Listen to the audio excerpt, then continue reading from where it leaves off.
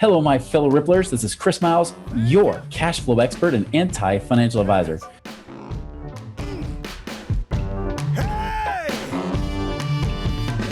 Guys, I'm looking for the show that's for you and it's about you. Those of you who work so hard for your money. And you're ready now for your money to start working harder for you. You want that freedom. You want that cash flow, that prosperity today, not someday if you're lucky, right? Not 30 or 40 years from now, but right now. So you can live that life that you love with those you love, doing what you love. But guys, so much more than that. It's about creating a life of meaning, of purpose, creating a ripple effect to the lives of others as you prosper as well. And guys, thank you so much for allowing me to create that ripple effect through you. Thank you so much for being a part of this movement, sharing and binging and doing everything you guys do. So thank you so much. Quick reminder, check out our website, moneyripples.com. We've got great stuff on there, including blogs, which have these videos too. In fact, if you haven't seen these, if you've been following the audio, be sure to follow the video as well. Go to YouTube. Check out our Money Ripples with Chris Miles page. So check that out. All right, guys. So today I've got a special friend here, a friend I actually met about 5 years ago at really the who's who of everybody within the business world, right? It was at a little company business event called Secret Knock.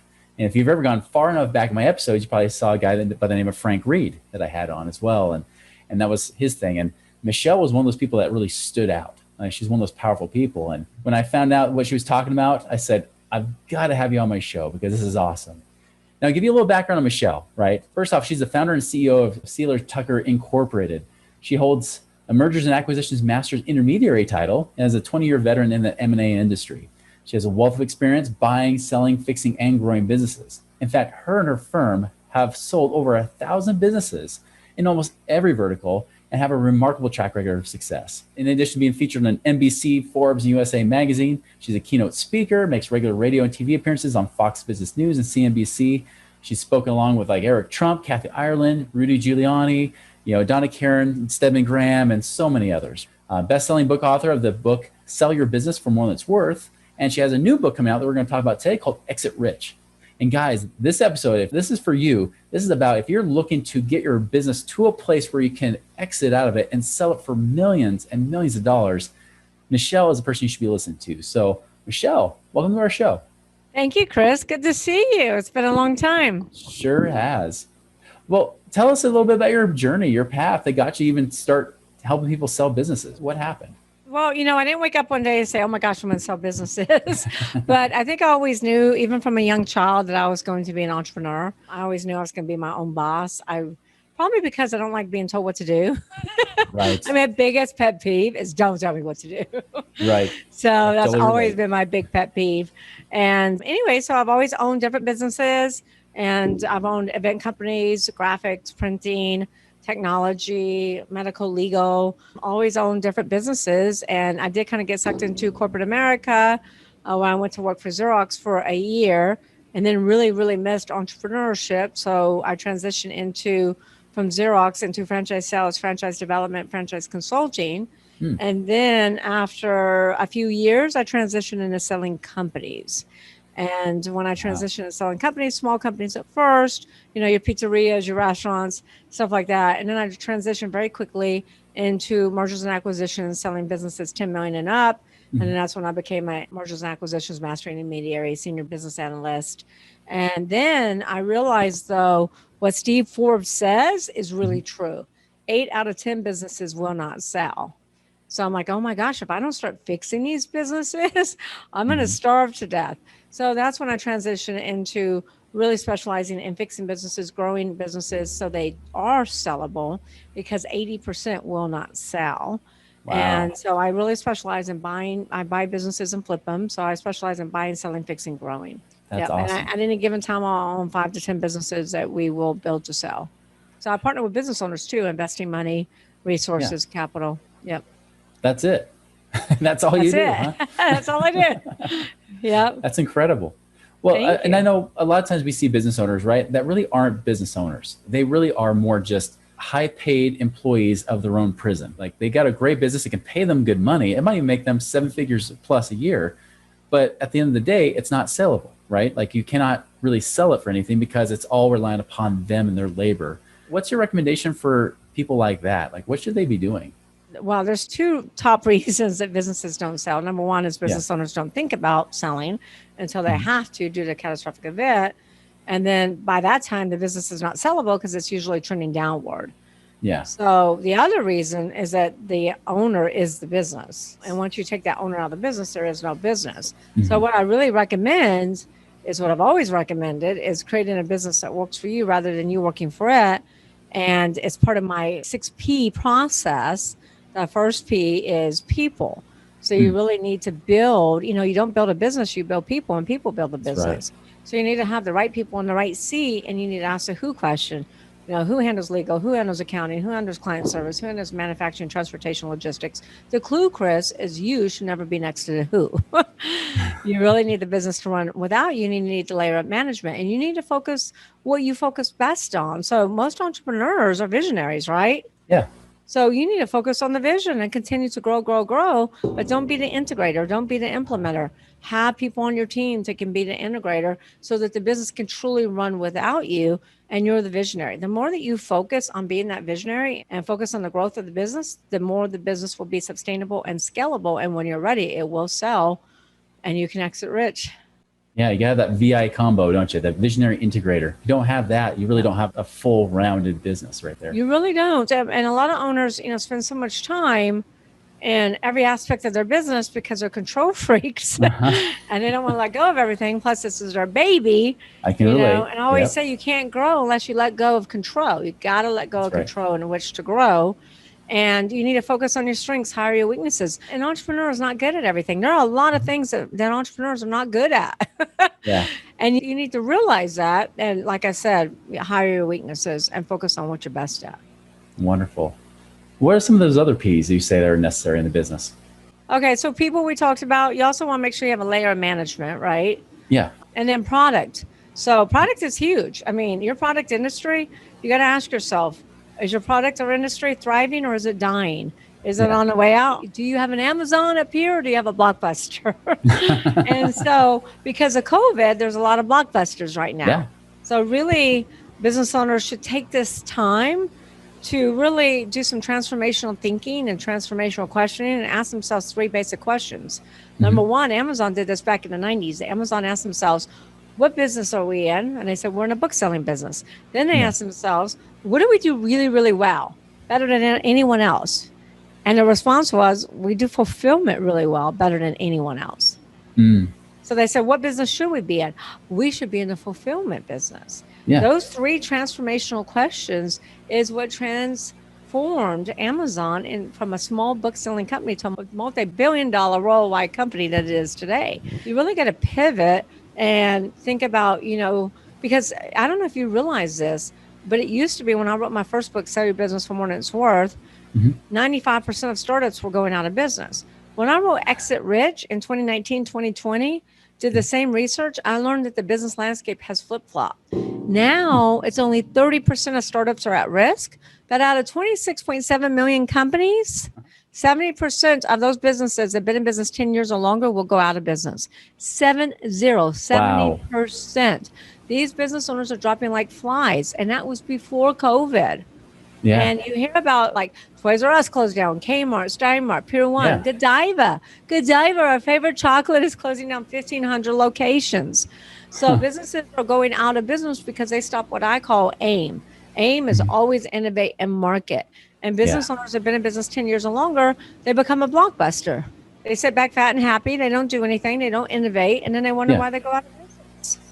Wow, that's fascinating. Because you always hear the old stats, right? From like good to great, which is like 95% of businesses or whatever fail within the first 5 years. You're saying it's actually flip-flopping now. It's flip-flop, completely flip-flop. And that's what we talk about in Exit Rich. And we talk about those businesses because here's the bottom line. There's 30.2 million companies in the United States employing over half the U.S. workforce. If we lose small business, talk about the ripple effect, Chris. When you lose small business, you lose jobs. When you lose jobs, you lose spending power. When you lose spending power, more businesses close. It's the ripple effect, right? Yeah, so we have to do whatever we can to save small business. They don't talk about this in the media. They don't talk about this in the news. They only talk about the public companies. But these poor business owners that have been in business for decades are losing everything. It's very, very sad. So that was the main reason why I wrote Exit Rich, is to help business owners be able to build that sustainable, scalable business. Well, and a lot of them, I'm sure some of them are failing, just failing out of, like you said, becoming dinosaurs, so to speak, becoming blockbusters, right? Yeah. I wonder if some of them are failing because, like you talk about here, there's no exit plan. And so pretty much the exit plan is death or forced retirement or something like that. It just shuts the business down because it's relying on that Yeah. person. Well, unfortunately, there's three exit plans for 70% of these businesses. Their exit plan is sell for pennies on the dollar, close their business, or even worse, file bankruptcy, or Yeah. they'll lose both their business assets and personal assets because most business owners pierce the corporate veil because they sign a personal guarantee or they take a mortgage out on their personal home to support their business. And so they'll lose their family assets too. So it really is startling statistics. It's shocking to me that more people don't know this and that they're not talking about this in the news. I This is completely pretty agree. scary, actually. It's Yeah, very but scary. so that's why it's so important to plan your exit from day one of buying or starting a business. It's like, do you have kids, Chris? Oh, yeah. I've got a few of So, them. so we plan for our kids, right? We plan where are they Yeah. going to go to preschool? Where are they going to go to middle school? Where are they going to go to high school? Where are they going to go to college? How many kids are going to give us? Grandkids. But we don't plan for our biggest asset, which is our business. That's right. Man, that's amazing. I guess I'm trying to word this the right way. I mean, like, what's the potential? Like, what could somebody do with selling it? Because I know you said selling it for more than it's worth, right? Like that was your book from before.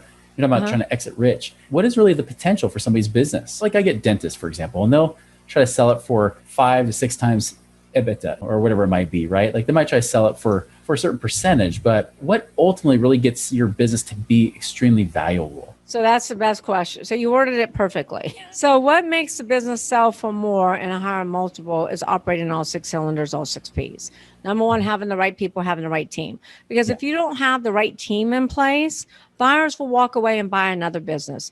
At any given time, 30% to 40% of businesses are up for sale, and that's out of 30.2 million companies. So it's a competitive space. So either you have all the ducks in a row or you don't. If you have all the ducks in a row, you'll be able to sell for top value. So you want to make sure you have the right people. You want to make sure you have the right product. And then processes are very important. Proprietary is the highest value driver. So proprietary will take you from a 5 to 6 multiple to a 6.5 to a 7 to an 8 to 9 to 10. Also, if your EBITDA is over $1 million, here's the secret sauce. The higher the EBITDA, the higher the multiple. Yeah. So when you get EBITDA over $1 million, the multiples tend to go up. You've probably heard about, we'll buy this company, we'll roll it up, and then we'll sell it to a private equity group and get a 10x for it. So that is doable, but you got to operate on all 6 Ps, all 6 cylinders, and proprietary is the number one value driver. So branding, for instance, the more well-branded you are, the more I can sell your company for, as long as your brand is relevant in the mind of consumers. Nobody's paying any money for Blockbuster today. Right. Trademarks are another one. It's very important, but here's the deal. Most business owners fall short because they go and they get a state trademark where they're operating. So let's say you're in Utah and you get a state trademark in Utah, but you never check the federal database. Yeah. You could be in business 5, 10 years and all of a sudden receive a cease and desist letter. That means you got to stop using that company name. Right. Okay. Which means you have to rebrand. Patents are also very valuable. Patents, we sold a company for $18 million that had 18 patents. They weren't making that much money. Contracts is another valuable asset that buyers will pay more money for. Vendor contracts, manufacturing, distribution, any type of exclusive contracts. Franchisor who has franchisees. Most valuable contracts of all, Chris, are the customer contracts, the client contracts. Because buyers want to pay for what? They want to make sure when they buy a business that it has recurring revenue coming in. So here's a caveat to contracts, though. Most business owners don't have the transferability clause. And most deals, 99.9% of all sales are asset sales, not stock sales. So if the transferability clause is not there, then your deal could fall apart. So you want to make sure you have that transferability clause. The other big thing is databases. Facebook paid $19 billion for WhatsApp, and WhatsApp was hemorrhaging money. But WhatsApp had 1 billion users. So buyers will pay for database. And then they'll also pay for what I call IP real estate. IP real estate is, let's say you have celebrity endorsements. Let's say you manufacture a skincare line and Oprah Winfrey has listed you as her favorite thing and she's endorsed your product. Another synergistic company would love to buy that because they want to get their other products endorsed by Oprah. Right, of course. And then you got IP real estate, which let's say you manufacture bedding and you're number one on Wayfair. Or let's say you manufacture these masks that we all have to wear and you're number one on Etsy or number one on Amazon for something. That's what I call IP real estate. That will take you from a 3 to a 5 multiple on up to 6, 7, 8, 9, and maybe even 10.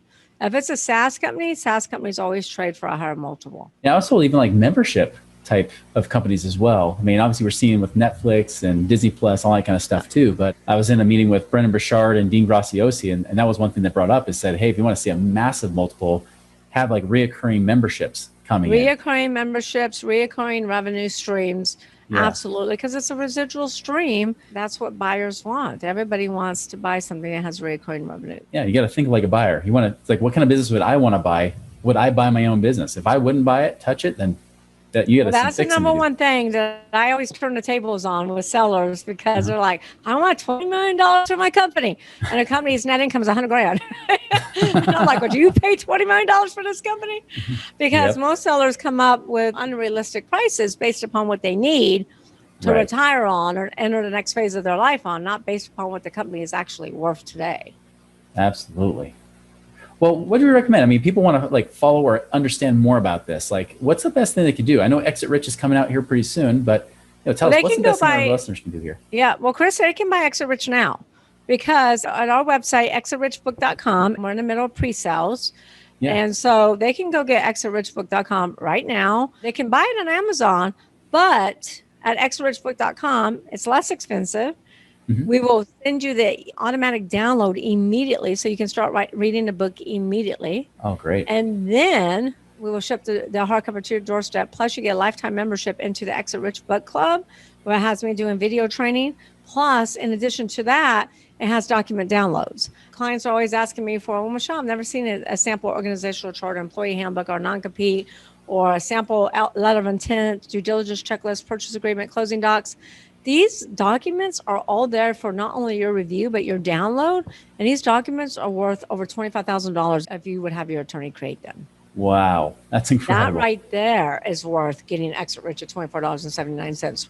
Plus, we have a membership, and the membership that we have is a 30-day membership into Club CEOs, which is an entrepreneurial group that I started where we do hot seats, Q&As, and masterminds. Fantastic. So that's exitrichbook.com, correct? Exitrichbook.com. They can also text Michelle to 888-526-5750, where all on my websites and social media pops up. Awesome.